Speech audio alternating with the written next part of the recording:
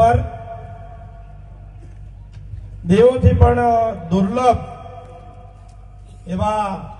આપ સમગ્ર ધાનેરા તાલુકો અને શહેર મેં વધારેથી દેવોથી પણ દુર્લભ એવી આપ સૌ જનતા જનાર્દનને મારા કોટે કોટે વંદન છે કે આજની આ સભા ધાનેરા હિત રક્ષક સમિતિ આયોજિત કોઈ પણ પ્રકારના સ્વાર્થ વગર કોઈ પણ વ્યક્તિનો પોતાનો અંગત સ્વાર્થ નથી, પરંતુ સમગ્ર ધાનેરા તાલુકાની પ્રજા, જે આપણો તાલુકો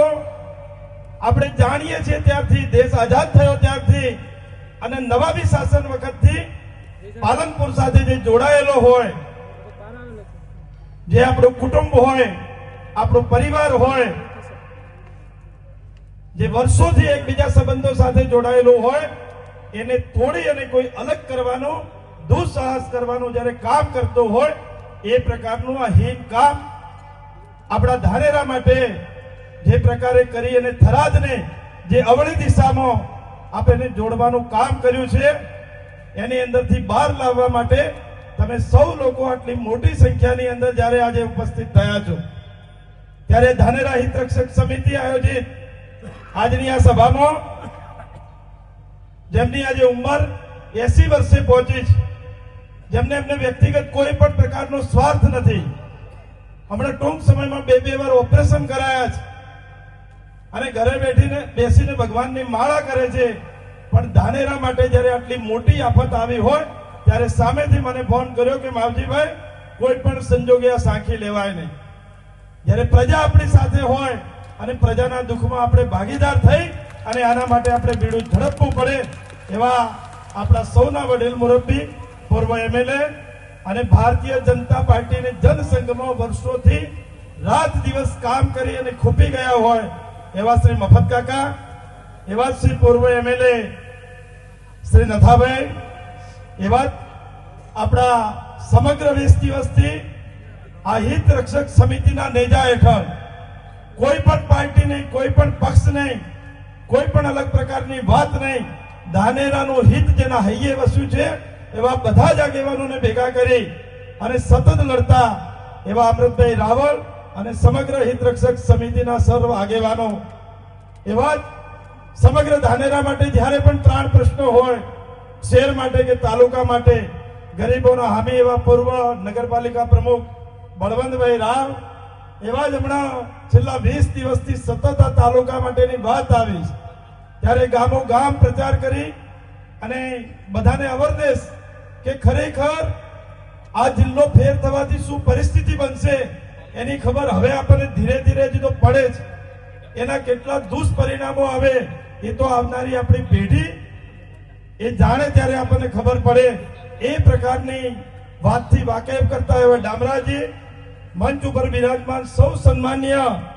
સમગ્ર જેમને બધા અહીંયા હેત છે અને પ્રજાના સુખે સુખી અને દુઃખે દુઃખી રહેતા સૌ મંચસ્થ સન્માનીય આગેવાનો અને ખૂબ મોટી સંખ્યામાં ઉપસ્થિત આપ સૌને હું નમન અને વંદન કરું છું. મારા અગાઉના વક્તાઓએ ઘણી બધી વાતો કરી અને એ બધી વાતોને હું સાક્ષી છું. આ પ્રજાએ મને ખૂબ મોટી લીડ સાથે અને ખૂબ મોટા ભરોસા સાથે આપના પ્રતિનિધિ તરીકે ગુજરાત સરકારમાં મોકલ્યો છે, ત્યારે આજે મને આપ ઉપર ગર્વ છે અને સરકાર ઉપર ખૂબ દુઃખ છે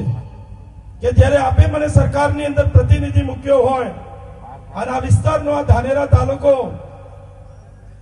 પાલનપુરની અંદરથી આપણને કોઈને પૂછ્યા વગર થરાદની અંદર ભેળવી દેવામાં આવતો હોય તો એ હું વિશેષ જવાબદારી પણ સ્વીકારું છું અને એટલા માટે તમારા ગભે ગભો મિલાવી અને રાત દિવસ તમારી સાથે લડવા માટે પણ આપણી સાથે ભેગો આવ્યો છું. અને આજે ખાતરી પણ આપું છું કે અમે સૌ આગેવાનોને આપતા થકી આજે આટલું બધું કામ અને લગનગાળો હોવા છતાં પણ એક નાની સરખી આપને ફોન ઉપર જાણ કરી અને આટલી જ્યારે મોટી મેદની સાથે આપ સૌ ઉપસ્થિત થયા છો, ત્યારે આપણે સૌએ સાથે રહી અને આ સરકારને સાચી પ્રતીતિ કે સરકારને કોઈને કોઈ લોકોએ ગેરમાર્ગે દોરી અને જે વિભાજન થયું છે એ વિભાજન આખા જિલ્લાનું ખોટું વિભાજન થયું છે અને એના કારણે કરીને આજે જિલ્લો 20 દિવસથી દરેક તાલુકે મોટા મોટા આંદોલનો, મોટા બંધ રાખવાના, સરકાર સામે પડવાનું, આ પ્રકારની પ્રવૃત્તિ આખા જિલ્લામાં ચાલે છે. અને હું આપને એ વાત પણ કરું છું કે સરકારના ધ્યાને પણ આવ્યું છે, જ્યારે તમે લોકો આટલા બધા જાગૃત થયા અને તમારા સૌના આશીર્વાદ થકી સરકાર પણ આ બાબત ધ્યાને આવ્યું છે કે કંઈક કાચું કપાયું છે, જે સરકારને ખોટી ગેરમાર્ગે દોરી અને જે પ્રકારનું વિભાજન થયું. આજ દિવસ સુધીનો ઇતિહાસ છે કે કોઈ પણ જિલ્લાનું વિભાજન થતું હોય તો પાલનપુર એ 14 તાલુકાનો જિલ્લો હતો અને જ્યારે એને વિભાજન કરીને જુદું પાડવા માટેનું આપવાનું આવ્યું તો થરાદની અંદર ઓછા તાલુકા, 4 તાલુકા, 5 તાલુકા કે 6 તાલુકા હોય કે જે નવું ઓફિસો બનાવવાની, નવી કામગીરી કરવાની, નવી વહીવટી આખું તંત્ર ઉભું કરવાનું. પાલનપુર એ તો જે દેશ આઝાદ થયો અને નવાબી શાસન વખતથી આપણી તમામ પ્રકારની સાધન સુવિધા અને સગવડો હતી, જેથી કરીને 14 તાલુકાનો વહીવટ સારી રીતે થઈ શકતો હતો. પરંતુ આજે થરાદ નવો તાલુકો, નવો જિલ્લો અને એની અંદર 8 તાલુકા ભેળવી દઈ અને સરકારને ગેરમાર્ગે દોરી અને આપણને બધાને આ ઊંડી ખાઈમાં ધરકવાનું કામ કોઈને કોઈ લોકોએ કર્યું છે. અને આ વાત સરકારના ધ્યાન ઉપર આવી છે અને એટલા માટે આજે જ્યારે તમે ખૂબ મોટી સંખ્યાની અંદર ઉપસ્થિત રહી અને સરકારની આ વાતનું ધ્યાન દોરવા માટે તમારા એક પ્રતિનિધિ તરીકે કે આખી બાબત અને મીડિયાના મિત્રો, જે પત્રકાર મિત્રો છેલ્લા 20 દિવસથી આ તમામ બાબતો અને વાકેફથી સરકારને વાકેફ કરી રહ્યા છે, એમને પણ હું આજે અભિનંદન આપું છું અને તમને પણ ખૂબ અભિનંદન આપું છું કે આ તમારી જે તાકાત છે, તમારી જે શક્તિ છે, એ શક્તિ આ સરકારને કાન ખોલવાનું કામ તમારી શક્તિ કરશે. હું તો એકમાત્ર નિમિત્ત છું આપણા એક પ્રતિનિધિ તરીકે કે સરકારને સાચી વાતનું ધ્યાન ઉપર લાવી અને સરકારે જે પ્રકારે સમગ્ર જિલ્લાનું વિભાજન કરી ધાનેરાને મુશ્કેલીમાં મૂક્યો, એ જ પ્રકારે કોંગ્રેસને મુશ્કેલીમાં મૂક્યો, એ જ પ્રકારે દિયોદર જે વગર જિલ્લો બનવાનો હતો, જે સેન્ટરમાં હતો, જો એ જિલ્લો બન્યો હોત તો 7 તાલુકા દિયોદર અને 7 તાલુકા પાલનપુરમાં રહી અને આપણે સારી રીતે પાલનપુરની અંદર રહી શક્યા હોત. પરંતુ મિત્રો એ પ્રકારનું કામ ન થયું. એ રાજકીય કાવાદાવા અને રાજકીય ષડયંત્રનો ભોગ બની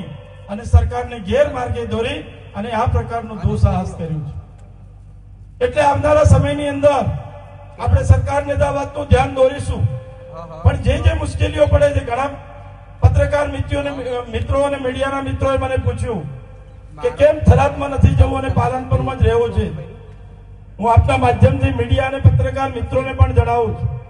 કે તમે આજે જે સમગ્ર 20 દિવસથી ધાનેરાનો પ્રવાસ કરો છો, જે જનતા જનાર્દનનો અવાજ સાંભળો છો, કોઈ પણ 90 નહીં 95-98% લોકો ફક્ત ને ફક્ત મારો પરિવાર એ બનાસકાંઠા, પાલનપુર અને એ તમામ પ્રકારના તાણાવાણા સાથે જોડાયેલો ધાનેરા તાલુકો પાલનપુર સાથે અને ડીસા સાથે જોડાયેલો છે. એનું સગુવાલું હોય, એની ધાર્મિક કામો હોય, સામાજિક કામો હોય, આરોગ્યને લગતી બાબતો હોય,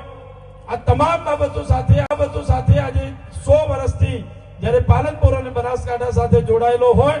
તો એ પબ્લિક આજે કઈ રીતે થરાદ પહોંચી શકે. થરાદ અને ધાનેરાની અંદર વાહન વ્યવહાર માટે આજે 3 થી વધારે કદાચ બસો નહીં હોય, જ્યારે ધાનેરા, ડીસા અને પાલનપુરમાં 50 બસો કરતા પણ વધારે વાહન વ્યવહાર વર્ષોથી ચાલતો આવ્યો છે. આવી અનેક પ્રકારની સમસ્યાઓ છે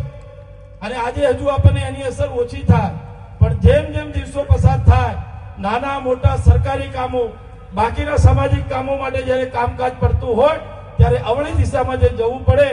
એના માટે સમય અને ખર્ચાઓનો પણ કેટલી બરબાદી થતી હોય છે. હવે અનેક પ્રકારની સમસ્યાઓને લઈ અને બનાસકાંઠાને ધાનેરાની અંદર રહેવું છે એ પ્રકારનો સમગ્ર લોકોનો જનમત બન્યો છે. અને સાથે અનેક પ્રકારની જે સમસ્યાઓ છે, અનેક પ્રકારની બાબતો છે. મારા અગાઉના વક્તાઓએ વાત કરી નથાભાઈ એમણે પાણી માટે, તો ધાનેરાને તો અનેક પ્રકારની સમસ્યાઓ છે. આપ સૌના આશીર્વાદથી 2 વર્ષથી વધારે સમય મને વિધાનસભાની અંદર ધારાસભ્ય તરીકે થયો છે, ત્યારે આ ધાનેરાની અંદર અનેક પ્રકારની મુશ્કેલીઓ, પાણી માટેનો સૌથી મોટો વિકરાળ પ્રશ્ન, સૌથી વધારે દૂધ ઉત્પાદન કરતો જ્યારે તાલુકો આપણો ધાનેરા હોય તો પશુપાલકો માટે પાણી માટેની ખૂબ મોટી સમસ્યા, જીઆઈડીસી માટે, ઉદ્યોગ માટે જીઆઈડીસી, સબ ડિસ્ટ્રિક્ટ ઓફિસ, આવી અનેક પ્રકારના કામો આપ સૌના આશીર્વાદ થતી ધારાસભ્ય તરીકે મેં લેખિત અને મૌખિક રજૂઆતો કરી.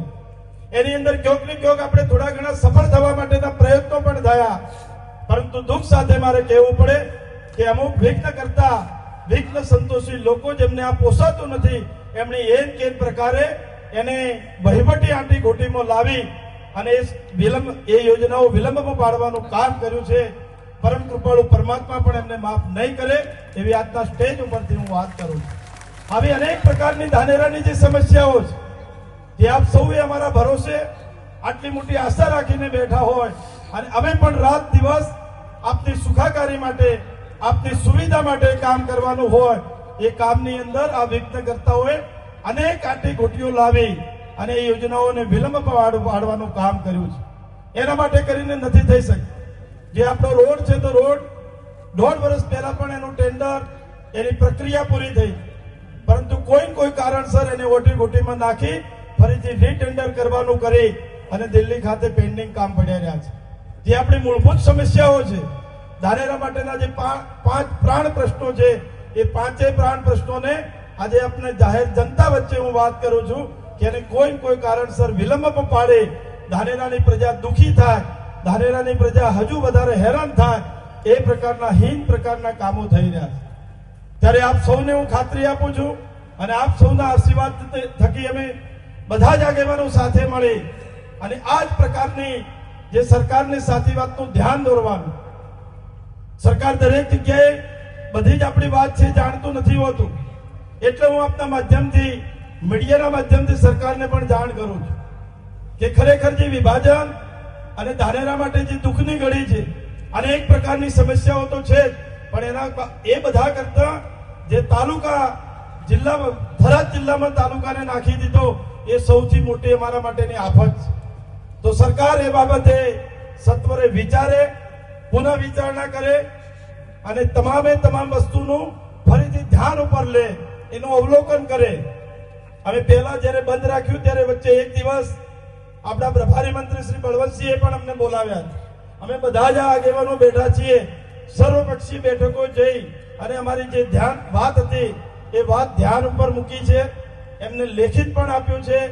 મૌખિક પણ બધી જ રજૂઆતો કરી છે અને અમને આશ્વાસન પણ આપ્યું છે કે આનો યોગ્ય નિર્ણય થાય એ પ્રકારે કરીશ. પરંતુ નથાભાઈએ વાત કરી એમ અનેક પ્રકારની અફવાઓ, કિંમત સીટને આમ કરી દેશે એની પણ હોય, અને એની આપને સૌને હું ખાતરી આપું છું કે આપ જે પ્રકારના આંદોલનો, જે પ્રકારનો આવનારા સમયની અંદર આપણે સમગ્ર હિત રક્ષક સમિતિ આયોજન કરશે, એની અંદર આપણે બધા એકજૂટ થઈ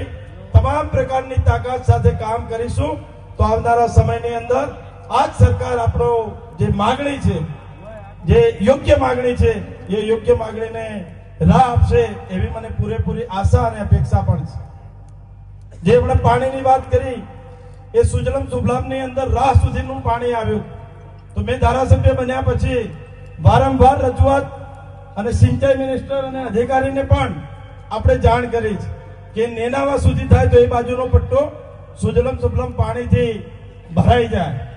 પરંતુ હજુ સુધી એની અંદર પણ સરકારના લેવલથી કઈ કામ થઈ શક્યું નથી. આવી અનેક પ્રકારની સમસ્યાઓ છે,